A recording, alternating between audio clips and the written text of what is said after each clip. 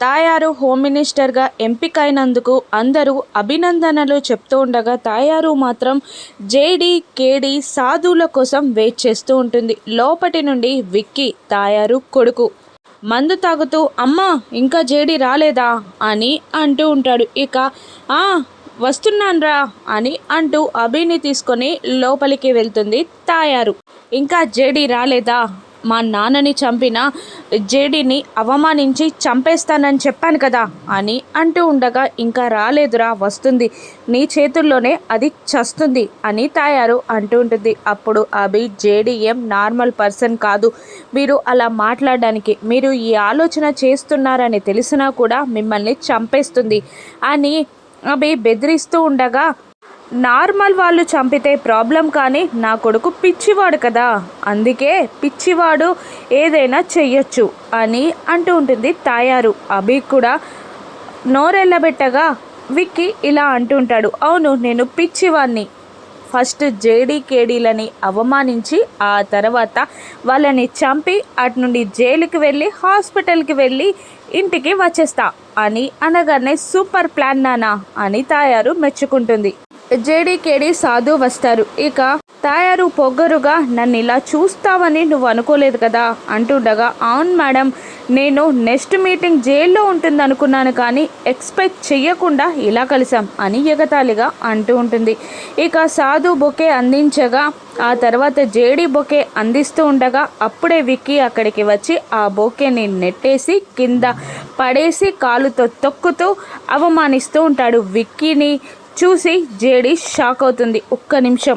అప్పుడు విక్కీ జేడీ ముందుకు వచ్చి బొకే నచ్చలేదు, నువ్వు కూడా నచ్చలేదు అని టచ్ చేయబోతూ ఉండగా చెయ్యిని వెనక్కి మెలికి తిప్పి పట్టుకుంటుంది జేడీ. దాంతో నొప్పితో అరుస్తాడు విక్కీ, ఏయ్ నా కొడుకునే కొడతావా అని తాయారు అంటూ ఉండగా, అయ్యో మేడం ఇతను మీ కొడుకా, ఏదో పిచ్చివాడు దారి తప్పి వచ్చాడేమో అనుకున్నాను అని ఎగతాళిగా అంటూ ఉంటుంది జేడీ. జేడీ వేసిన పంచ్కి తాయారు విక్కీ అభి షాక్ అవుతారు. వాడు చిన్నోడు, వాడికి మతిస్థిమితం కరెక్ట్గా లేదు అని తాయారు అంటూ ఉంటుంది. అల్లరి చేస్తూ జ్యూస్ కావాలని అరుస్తూ జ్యూస్ తెచ్చాక ఫస్ట్ కేడీ మీద పోసి అవమానిస్తాడు విక్కీ. ఆ తర్వాత జేడీ కోపంగా చూస్తుండగా మళ్ళీ ఒక గ్లాస్ తెప్పిస్తుంది తాయారు. అది పైకి వెళ్ళు తాగు అని అభి అంటుండగా లేచి వెళ్తూ సాధు ముఖాన కొడతాడు విక్కీ. దాంతో కోపంతో రగిలిపోతూ ఉంటుంది జేడీ. జేడీని కంట్రోల్ చేస్తూ ఉంటాడు సాధు.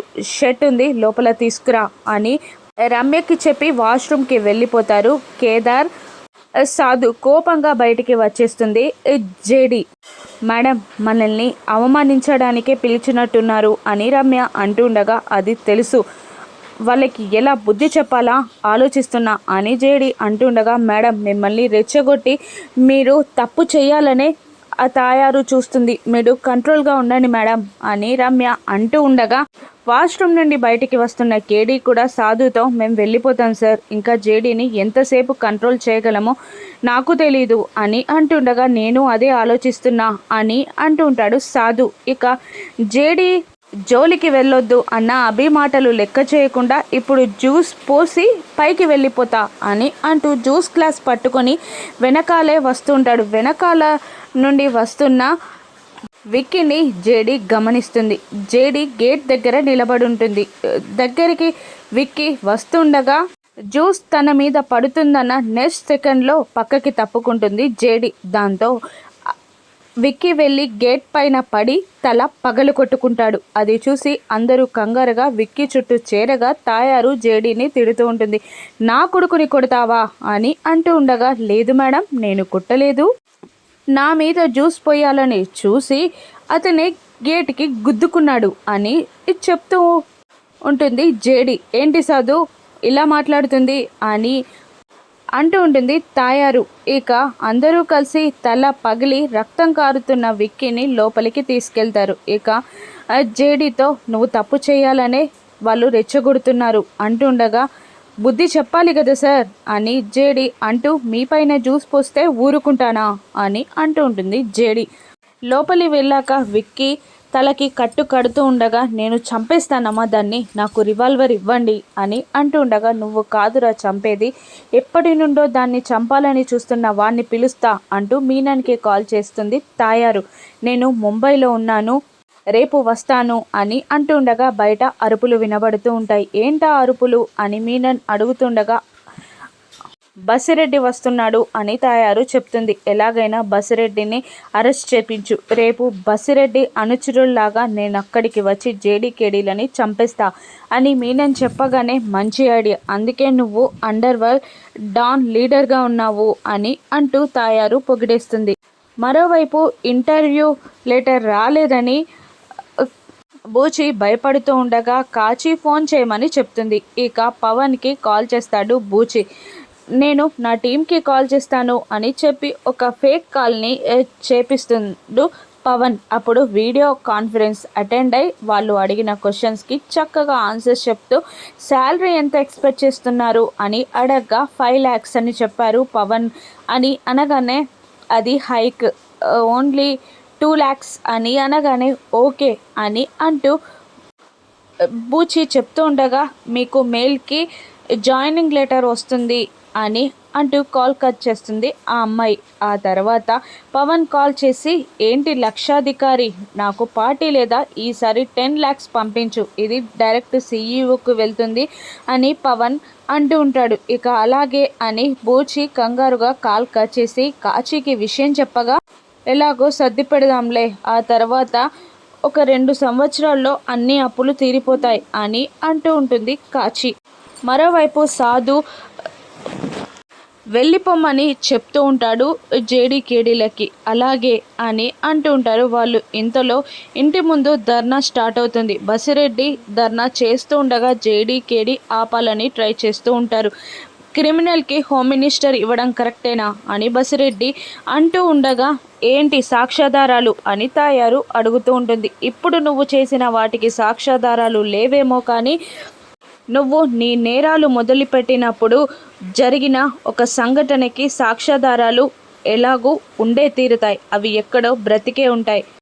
ఇన్స్పెక్టర్ కావ్య చావు నింద మోస్తున్న కేసుకు సంబంధించిన సాక్ష్యాధారాలు ఉండే తీరుతాయి. నీ వల్ల ఆ కుటుంబం ఇప్పటికీ సమాజంలో నిందలు మోస్తుంది.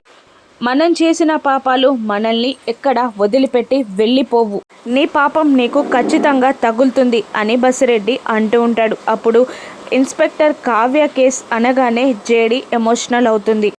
క్రౌడ్ కంట్రోల్ చేయడానికి బసిరెడ్డిని అరెస్ట్ చేస్తారు. ఆ తర్వాత డల్గా ఉన్న జేడీ దగ్గరికి కేడీ వచ్చి, ఆయనకి అత్తయ్య గారి గురించి ఏదైనా తెలిసేమో అని అంటుండగా, కొత్త కేసులన్నీ అమ్మ కేసుకి ముడిపడుతున్నాయి, అసలు ఏం జరిగిందో తెలుసుకోవాలి అని అంటూ ఉంటుంది జేడీ. ఇంతలో సాధు వచ్చి ఆవిడ కావాలని రెచ్చగొడుతుంది. మీరు వెళ్ళిపోండి అని అంటుండగా, చెప్పి వెళ్ళిపోతాం అని అంటూ ఉంటారు జేడీ. ఇక తాయారు వచ్చి, బసిరెడ్డిని అరెస్ట్ చేశారు కాబట్టి ఖచ్చితంగా మళ్ళీ నాపై అటాక్ జరుగుతుంది, మీరు ఇక్కడే ప్రొటెక్షన్గా ఉండాలి అని అంటూ ఉంటుంది తాయారు. మేము సాల్వ్ చేయాల్సిన కేసులు చాలా ఉన్నాయి అని అంటుండగా, నేనే బాస్ని, నాకే ఎదురు చెప్తున్నారా అని అంటూ ఉంటుంది తాయారు.